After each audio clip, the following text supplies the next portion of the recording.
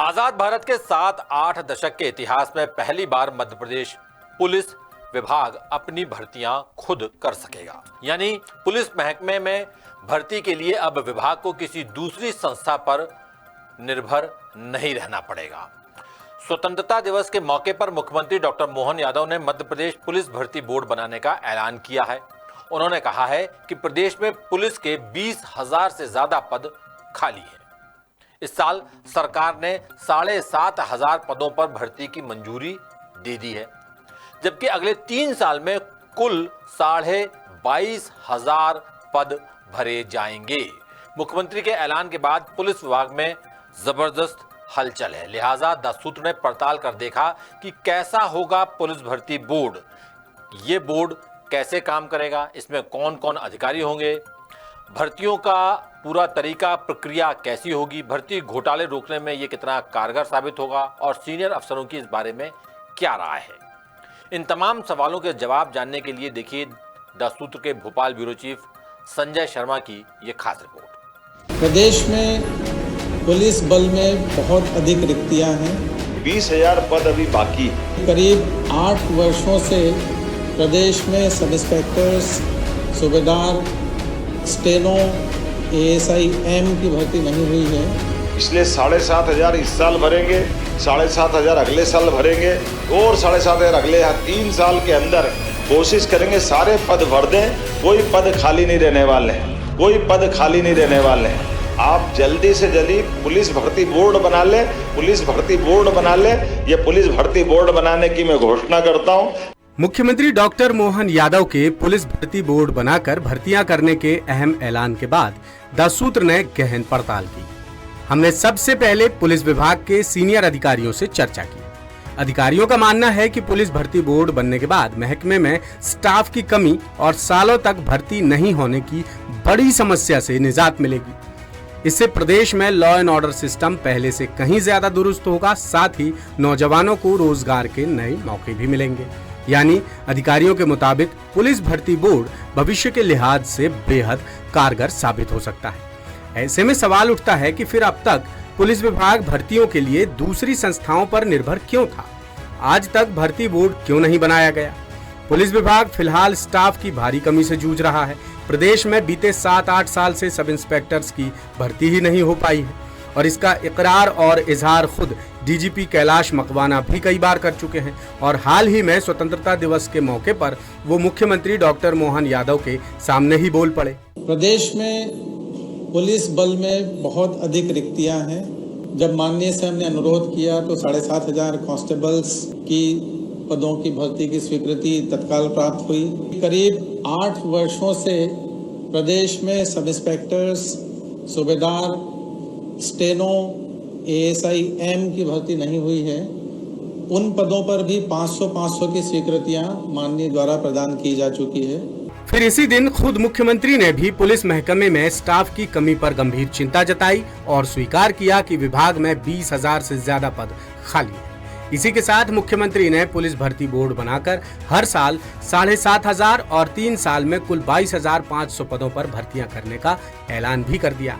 आज भी लगभग 7,500 लोगों की परमिशन हमने भर्ती की दी है, लेकिन फिर भी 20,000 पद अभी बाकी है और अगर ये भर्ती होते होते 2,000 पद वापस खाली हो जाएंगे तो हम पुलिस के ऑलरेडी जो पद हैं उनको क्यों खाली रखना चाहिए।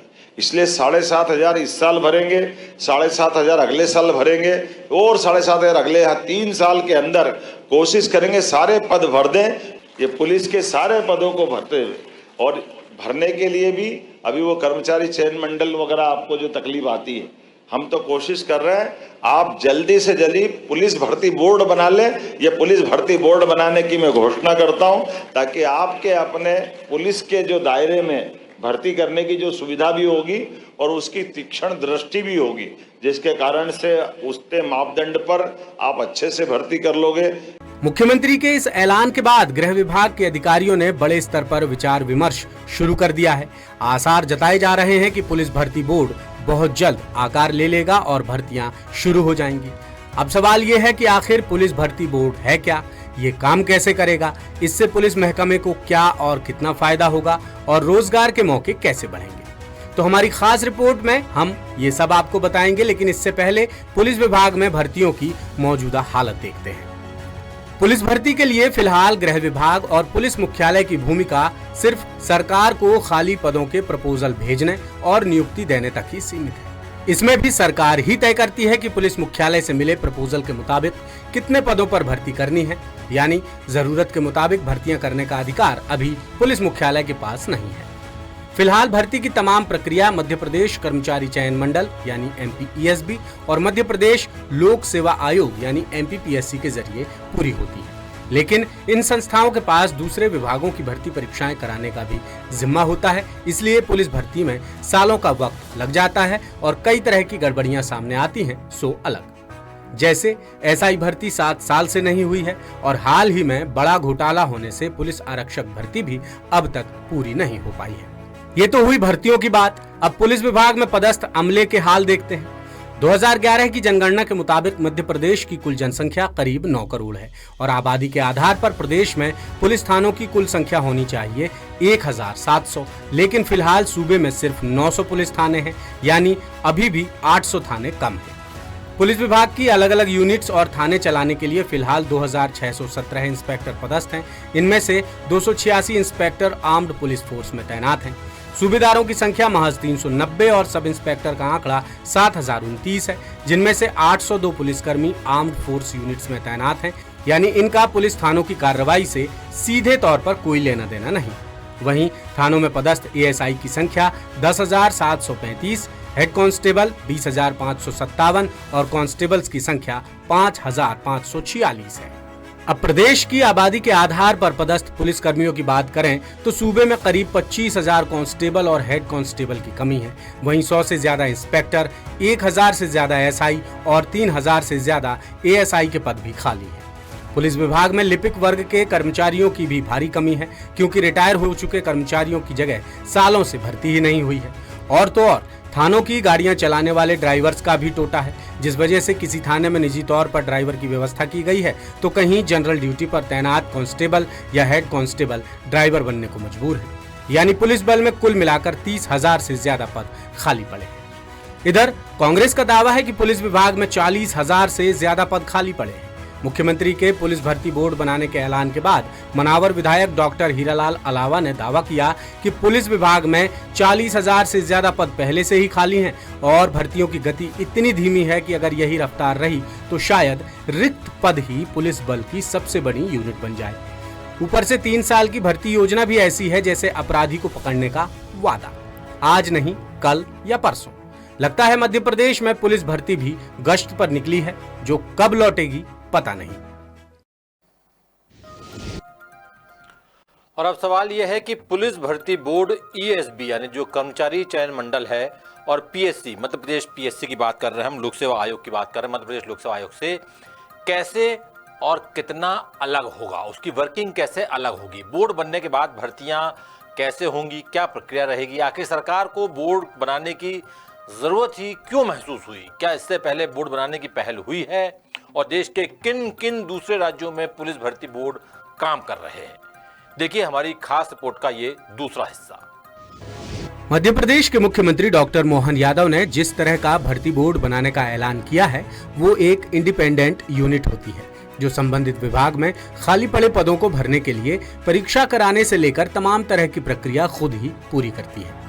प्रदेश में फिलहाल पुलिस भर्ती का जिम्मा कर्मचारी चयन मंडल और लोक सेवा आयोग के हवाले है, लेकिन मुख्यमंत्री के ऐलान के बाद अब पुलिस महकमे को खुद का इंडिपेंडेंट बोर्ड मिलने जा रहा है, जिससे पुलिस भर्ती के लिए ESB या PSC पर PHQ की निर्भरता पूरी तरह खत्म हो जाएगी। यानी बोर्ड का अपना नियम कायदा, विधि विधान और अलग पैमाना होगा। बोर्ड बनने के बाद पुलिस महकमे में खाली पदों, रिटायर्ड कर्मचारियों की संख्या का नियमित विश्लेषण होगा। इससे भर्ती की प्रक्रिया भी नियमित होगी और पुलिस को पर्याप्त बल मिलता रहेगा। फिलहाल पुलिस महकमे के पास सिर्फ खाली पदों पर भर्ती का प्रस्ताव भेजने का ही अधिकार है, लेकिन बोर्ड के अस्तित्व में आने के बाद सारे अधिकार पुलिस विभाग को मिल जाएंगे।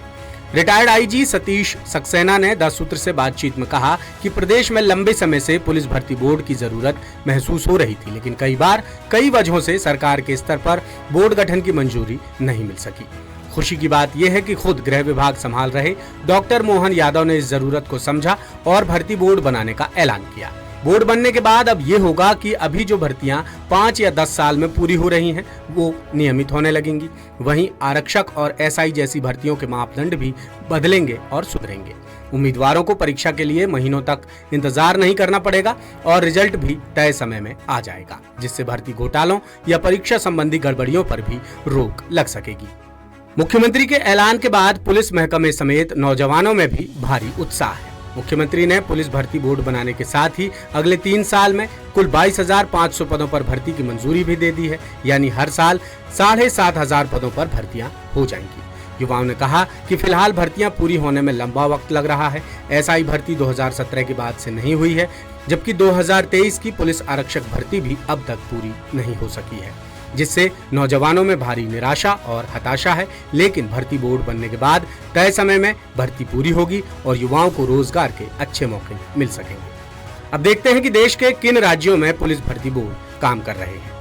उत्तर प्रदेश पुलिस भर्ती और प्रोन्नति बोर्ड, महाराष्ट्र पुलिस भर्ती बोर्ड, दिल्ली पुलिस भर्ती बोर्ड, तमिलनाडु पुलिस भर्ती बोर्ड, हरियाणा पुलिस भर्ती बोर्ड, कर्नाटक पुलिस भर्ती बोर्ड और पंजाब पुलिस भर्ती बोर्ड। ये भर्ती बोर्ड प्रदेश में पुलिस कर्मियों की जरूरत के हिसाब से भर्ती करते हैं, जो ईएसबी और पीएससी की तरह साधन संपन्न है। अब सवाल ये है कि क्या मध्य प्रदेश पुलिस भर्ती बोर्ड सफल हो पाएगा? तो इसका जवाब कुछ खास बातों पर निर्भर करता है, जैसे भर्ती प्रक्रिया पारदर्शी और तकनीक आधारित होनी चाहिए। भर्ती में योग्यता के साथ ईमानदारी का भी ध्यान रखा जाए। भर्तियों में भ्रष्टाचार करने वालों पर तत्काल कड़ी कार्रवाई की जाए और नियमित ऑडिट और निगरानी हो, ताकि बोर्ड की विश्वसनीयता कायम रहे। अब ये देखना दिलचस्प होगा कि पुलिस भर्ती बोर्ड कब शुरू होता है और भर्तियां कब से शुरू होती हैं। फिलहाल प्रदेश के नौजवानों के लिए बड़ी खुशखबरी यही है कि मोहन सरकार ने पुलिस बल को मजबूत करने के लिए एक बेहद अहम और निर्णायक कदम उठाया है। वैसे आपका क्या ख्याल है? क्या पुलिस भर्ती बोर्ड से भर्ती प्रक्रिया पूरी तरह पारदर्शी हो पाएगी और क्या घोटाले रोकने में मदद मिलेगी? अपनी राय हमें कमेंट करके जरूर बताइए।